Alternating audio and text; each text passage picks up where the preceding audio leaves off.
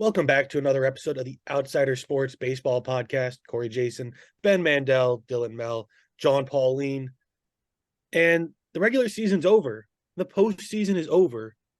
Baseball is over. It's kind of sad, isn't it? You spent all Corey, you this. don't look too sad. You look like you're enjoying a tropical vacation. You're enjoying. This is what the end of baseball means, right there behind you. Yeah, you're right. It does. For the first time in my life as a fan, I've been beaten down and battered between my two favorite sports. The Yankees, the Giants have just, it's not a good time to be a fan of the teams I'm a fan of. But there's always a bright future, right? Right? I mean, I gotta hope. Imagine like the downtime as a Yankees fan is being above 500 still. I think this was the worst season in my lifetime, record-wise. I don't know. I think there was a worse one a couple moons ago.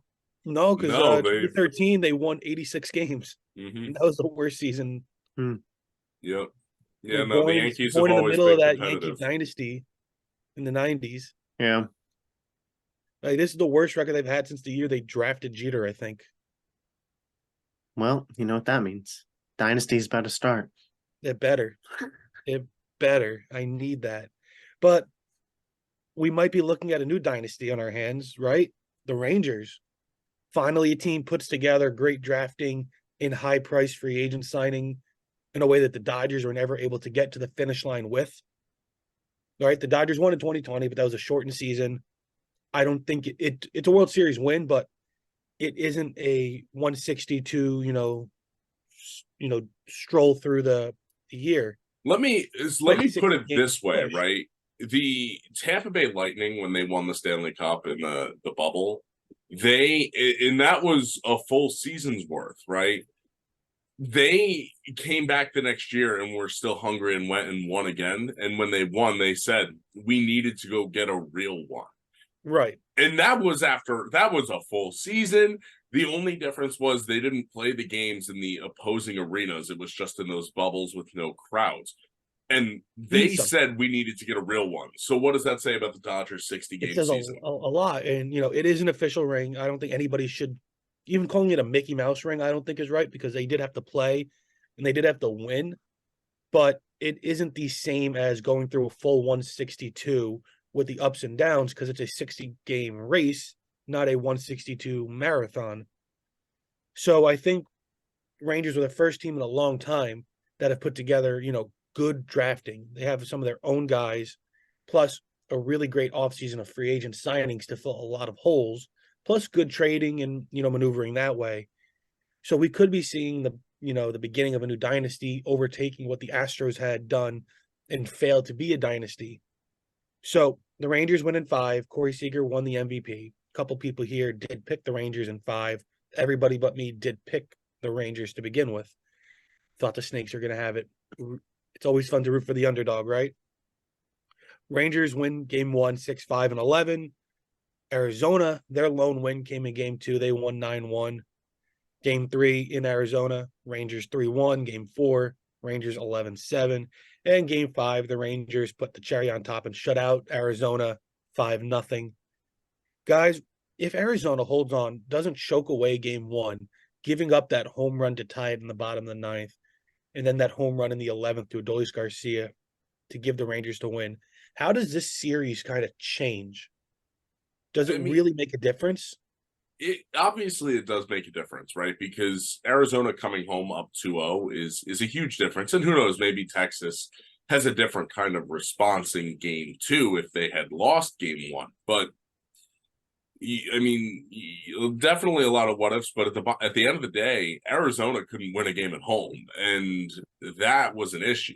So, when you look at it, the Diamondbacks had their chances, they had their opportunities. I mean, even in that Phillies series, I believe they went 2-1 at home. Before that, they went 1-0 against the Dodgers. So it's not like they had a ton of games at home to try and really get a rhythm, but they still weren't able to get the win. I know Texas was unbelievable on the road for some reason this postseason, going undefeated, but I don't know. I think that's the bigger deal is the fact that Arizona wasn't able to win at home, especially because they got that win on the road. They flipped home field back to them. They had the chance to take care of it, as you saw Texas did, and finish it in Arizona. So I think that's the bigger glaring issue, especially the way Arizona bounced back for game 2, not necessarily choking away game 1. Yeah, I mean, I pretty much agree with everything Ben said there. Maybe the series is extended to 6 or 7 games, but ultimately, you win a series in 5. You don't let a team win a single team on their home field. You're the better team, right? So I think at the end of the day, the Rangers still would have come out on top if Arizona had kept game 1. I mean, I can't really say anything different. I mean, I think, I mean, you guys covered everything I was going to say. So, but I mean, like the Rangers were perfect on the road this postseason, undefeated. I mean, if they drop, that first game, or if they even drop the first two, I mean, odds are they probably sweep the Diamondbacks at Arizona and probably take the series to game 7 and still win. See, I kind of disagree because I don't think game 2 changes much because the Rangers can't go into game 2 feeling confident in how they played. They had to have gone in feeling like they lucked out and they need to win game 2 to But really what get if they go in with the same hunger they had in game 3? Because obviously it's not right. Well, easier going into game 3 after losing like that, you right. know? Well, but if Arizona, who I think was the better team the first 2 games, regardless of how they ended up, if Arizona goes into game 3 up 2-0 in the series, I do think just the whole tone of the series is changed, and Arizona really could have come away with it. I And think it's possible in game 2, though, that Texas said, oh, we played bad and still beat this team. Like, they could have been really feeling themselves. right, And the walk-off, the bottom of the 9th homer from Seager, the walk-off by Adolis, they could have been like, psh, we could do whatever we want with this team and we'll get the win. right. Well, and ultimately, the way the series ended up finishing, it kind of looks like that's exactly what happened. Yeah. Yeah. I just think that game 1, that home run that Seager hit in the bottom of the 9th, I think that is the most pivotal moment in the whole series. Yeah. Yeah, I think that not happening could have changed everything. I mean, it's definitely right, but I think the fact that the Diamondbacks went and won game 2, they were able to spin it back around off of that. The biggest key was the fact that they weren't able to win at home. You know, they had the chance to do it. So how does Arizona get back to this spot? Either next year or in the next couple of years with this young core. Can they do it, or was this year kind of like a fluke to you guys? Well, you're gonna have to spend some money in free agency, right? It's what's gonna have to happen eventually, whether it's happening now, whether it's happening in the future, whether you're retaining guys or not. As you can see, the Oakland Athletics way, Moneyball, it doesn't work. You're not going to sustain success that way because you need to be able to retain your players. Now, obviously, we talked about the Corbin Carroll contract when it signed in the preseason and spring training. So, we know that they have that taken care of. But there are other pieces. Clearly the Diamondbacks got hot. We don't think that they're a better team than the Dodgers, though, do we? Let's take a look at them. Are they a better team than the Braves? So the Diamondbacks have to do some soul searching, realize, hey, yeah, we got hot at the right time, but we need to bring in some big free agents. We need to bring in some more pitching. The pitching was not there to compete with some of the top upper echelon staffs. Yeah, Merrill Kelly had a fantastic postseason. That's not going to happen. You're not going to be able to bank on him for a whole 162 next season.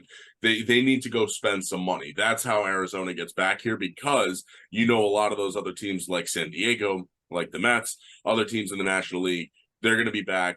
They still have a lot of talent, and they have the deep pocketbooks. Yeah, here's what I'll say. For Arizona to get back, there does need to be some progression out of their young players, and that's certainly possible. Moreno, Carroll, Fott, those are guys that are all 25 and under.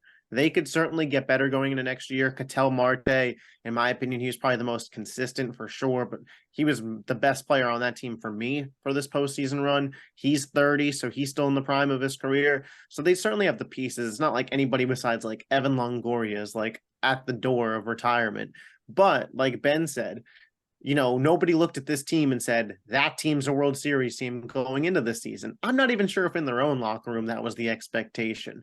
So to get back there, especially with just how competitive the MLB is. You know, the Astros, we talked about them last episode. Are they a dynasty for how often they get back? We talked about that because they're the only team that consistently gets back.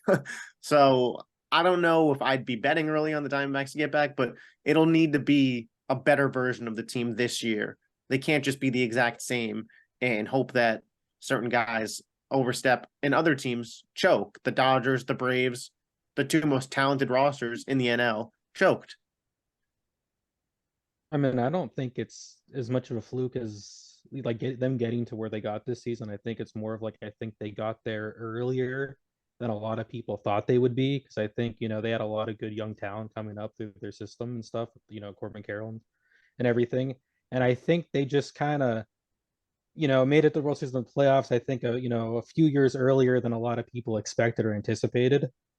So I mean, I don't know if they're going to be able to, recreate what they did next year, but I mean, like years to come, I mean, I think they're going to be kind of a little bit of a fixture in the postseason, especially if their young players keep developing how they are and they keep, showing up and producing. But they also need to, like Ben was saying, need to spend some money on free agency this offseason. Like I think they would do the prudent thing would be to go get some more pitching, because I think their hitting is pretty good, but I Yeah. think they're lacking some of they're lacking like in pitching. I think on both ends, like their starting rotation and the bullpen. I think they need to go get some arms in the offseason. I think maybe not next year. You might not see him back in the playoffs or World Series, but I think maybe 2 3 years they're gonna be there. They're gonna be like a staple almost. Well, they're in a tough spot because over a full 162, they're probably not going to finish with a better record than the Dodgers at this point. The Padres very much so underachieved for that roster. Will that happen again? We know San Francisco is willing to open the bank.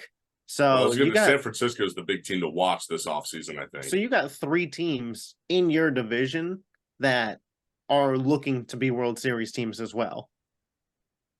Yeah, but with the way they do the schedule now, you have everyone like you're not just Oh no, you I playing know. everyone now. I'm not saying Yeah. Like everyone that plays the them same, playing but those teams, that's but still what 42 games of your schedule that's against playoff World Series aspiration teams They also in the expanded Giants, the Padres, and playoffs, Dodgers. expanded Well, the that's no, how you I just improve. feel like they're going to have to be a wild card team. I would be Yeah. shocked if they won their division next year. It would take a very down year from the Dodgers, the Padres not doing anything, Again, and the Giants failing to get another star free agent like they did last offseason for the Diamondbacks to really do the it. Giants got Arson Judge.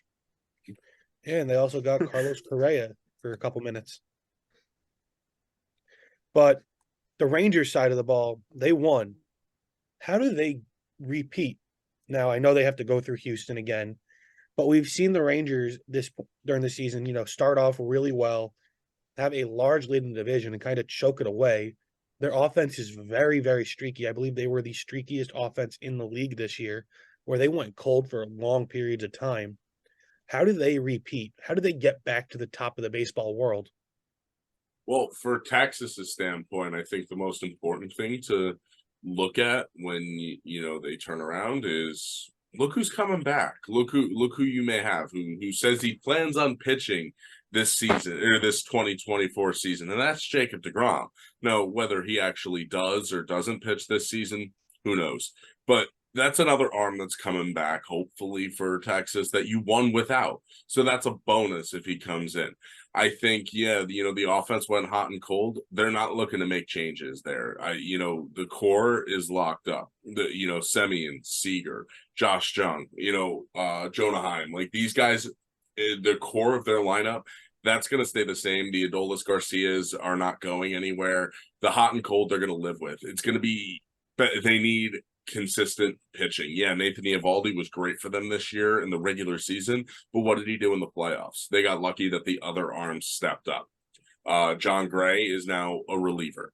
So they're going to have to go out and they're going to hit the starting pitching market. And, that's really where they're going to have to go. There are a lot of veteran starting pitchers that are going to be free agents this year. And that's where Texas is going to have to look and spend most of their assets, especially because they did have to give up some pieces in order to get some of their deadline acquisitions. So the farm is starting to shrink as well.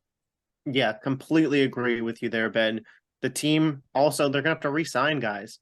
Scherzer, he's probably done. right? I mean, he hasn't come out and said it, but are we assuming he's going to be back? And if he's back, at what capacity? It's not like he was a big deal for them. I don't think you could bank on Max Scherzer at this point. Jordan Montgomery, another free agent. We've talked about a reunion with the Yankees. You know, there's going to be plenty of teams interested in Jordan Montgomery after what he did in this postseason.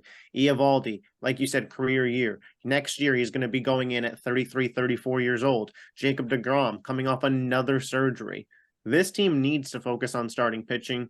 It starts with bringing back Montgomery, but even targeting another arm. You know, John, I know you don't want to hear this, but Aaron Nola, that guy is a workhorse who's going to be on the market. Pay up. And Marcus Semien declined his player option. You're going to have to bring him back and pay him too.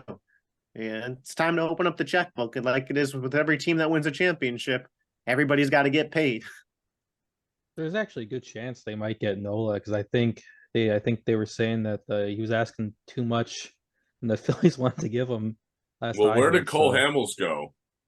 Then he went to the Rangers. Yes, so I mean, what's that state tax in Texas like? I forget. It's a good chance though, but I mean the Rangers. I mean, I don't like Ben said. I don't think they're going to mess with the offense much, if any. Like they're probably going to live with the hot, cold, and streaky stuff, and just hope that their pitching can carry them. And that's, I think, where they were lacking the most this season.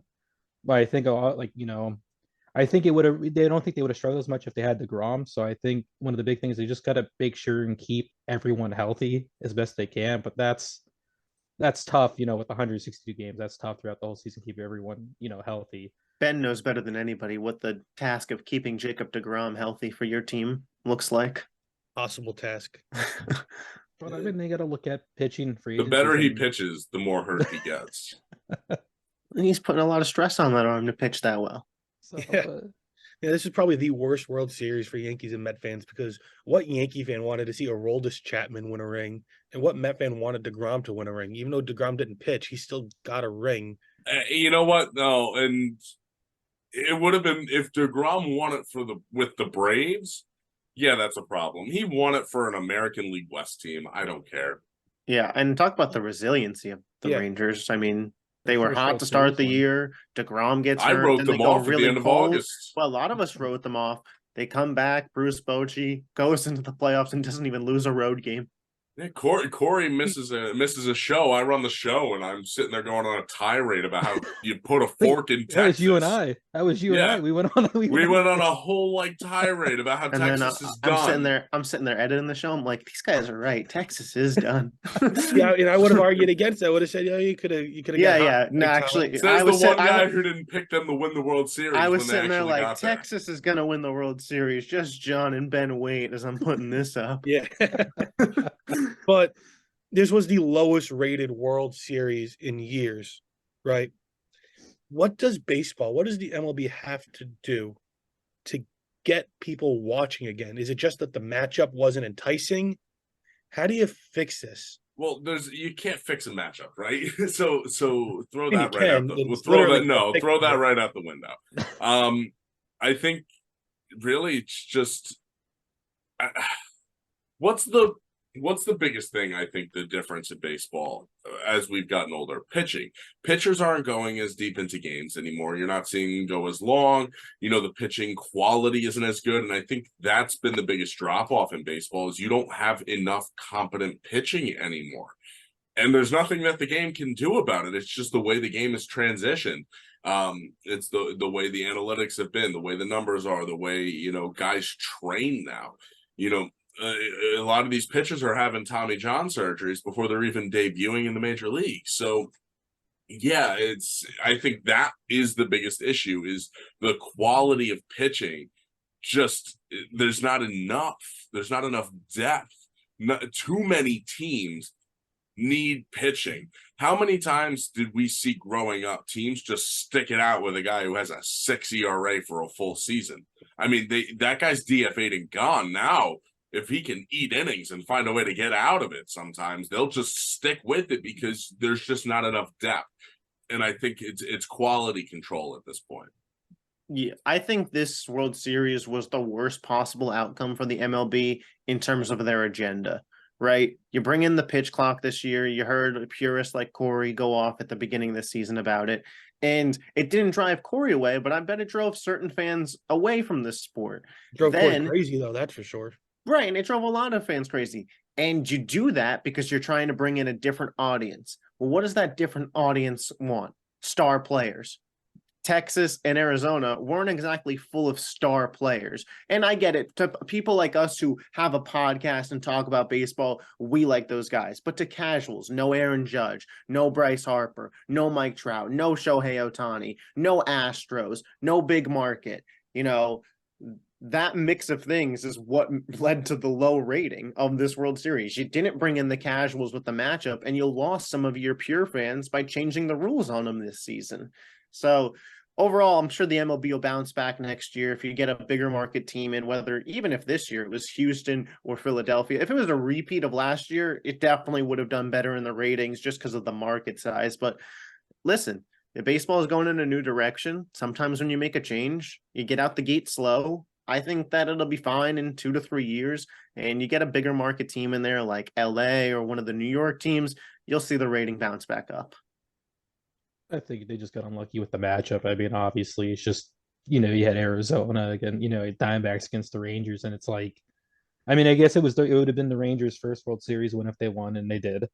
But I mean, that's still such a small market compared to like other teams, like if it was No Yankees or such thing as a Phillies, small market. in comparison to Well, in terms Well, when can we're we- talking the fan about eight, base. we're talking Dallas about Fort 8 Worth. million. We're talking about 8 million watching the World Series, and we're saying that was low. So in Right, terms I mean, of that, it's a Dallas Can small we Fort market. also Worth- talk about the accessibility of streaming for a lot Yeah. of these now? And I mean, because a lot of people have dropped cable. If you get networks, I mean, now obviously for the World Series, it's different because it's always on Fox. But for the playoffs leading up, there are a lot. Like for me, I don't have TNT, I don't have TBS, so. Yeah. I know right now they're doing the special thing on HBO Max where I'm getting it through there.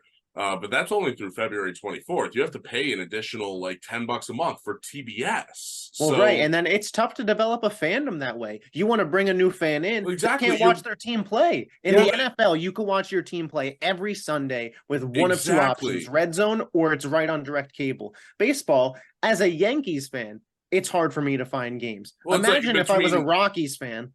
Well, between Apple TV, Peacock, ESPN, TBS, Amazon, like there's so many different places that you have to, like so many different streaming services you need just to watch these games. It's killing viewership.